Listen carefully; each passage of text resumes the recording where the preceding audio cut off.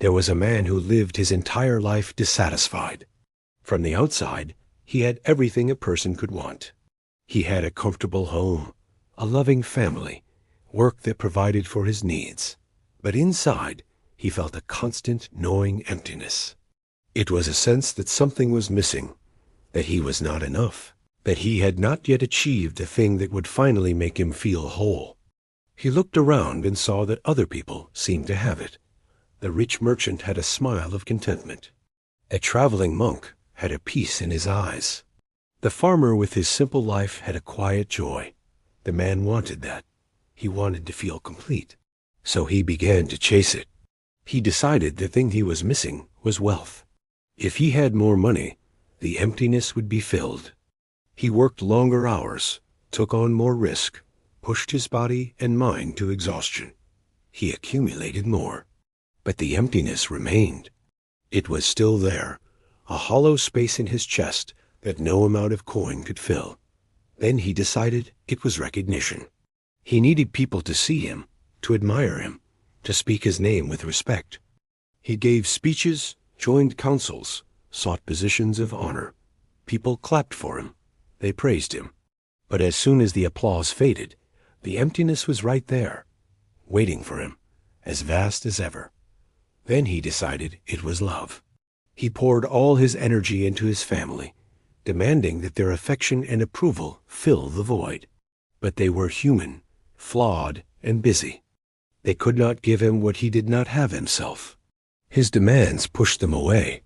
He grew bitter, feeling that even those closest to him had failed him. One night, consumed by his lifelong dissatisfaction, he wandered away from his village and found himself at the edge of a still, dark lake. The moon was full and bright overhead, and its reflection shimmered perfectly on the calm water. He stared at the reflection. It was beautiful. It was whole. It seemed to him like the very thing he had been chasing his whole life. A perfect, unbroken circle of light, just within reach. An idea struck him. He ran back to his house and grabbed a bucket. He returned to the lake, convinced that if he could capture that perfect reflection, if he could hold it in his hands, then he would finally possess the wholeness he lacked. He waded into the cold water and plunged the bucket beneath the surface, scooping up the reflection. But as the water rushed in, the reflection shattered into 1,000 dancing pieces. He held the bucket up, desperate. Inside was just water, murky and dark. No moon, no light, nothing. He tried again. He positioned the bucket carefully, lowered it slowly. But every time the water entered, the reflection broke. He grew frustrated, then frantic. He tried scooping faster, slower, from the side, from below. Nothing worked. The moon's reflection would not be captured. It always shattered. It always escaped. Hours passed. He was soaked, exhausted, and weeping with frustration. He collapsed on the shore, staring at the bucket, which held only the dark water of the lake, useless and empty. A monk who had been watching from the trees walked quietly to the man's side. He sat down and looked at the bucket, then at the man's tear-streaked face. "You have been trying very hard," the monk said softly. The man gestured wildly at the bucket.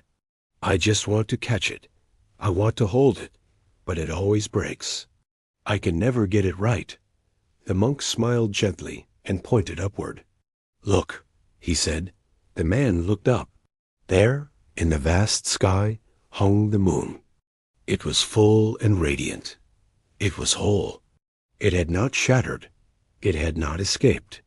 It had been there the entire time, pouring its light down upon him, asking nothing in return. The man stared at it, and for the first time, he saw it. Not the reflection, the source. "The moon is whole," the monk said. "It was always whole. You do not need to capture it in a bucket to possess it. Its light touches you whether you hold it or not. You have been staring at the water your whole life, trying to grasp a reflection, thinking that the reflection was the thing itself. The reflection will always ripple. It will always break. That is its nature. It is not the moon. The man looked back at the bucket, then up at the sky. He saw his life in that moment.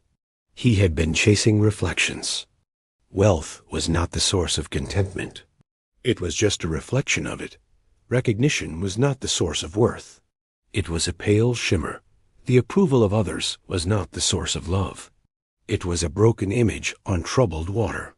The moon you are searching for, the feeling of being enough, of being whole, of being at peace, it is not something to be captured.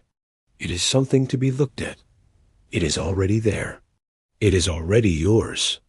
It is the sky above you, not the water at your feet. Stop trying to scoop it up. Just lift your eyes. The moon is whole. It was always whole. And so are you.